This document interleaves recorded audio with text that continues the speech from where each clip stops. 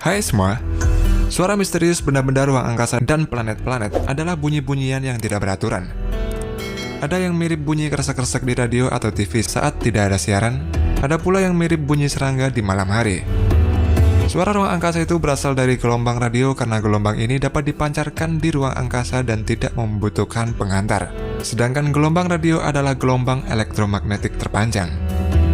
Awalnya gelombang radio dari benda-benda di ruang angkasa ini berbentuk data-data. Lalu data-data itu diolah menjadi suara yang bermanfaat untuk mempelajari benda ruang angkasa, misalnya medan magnetnya. Berikut ini beberapa contoh suara dari beberapa planet dalam tata surya kita. Matahari.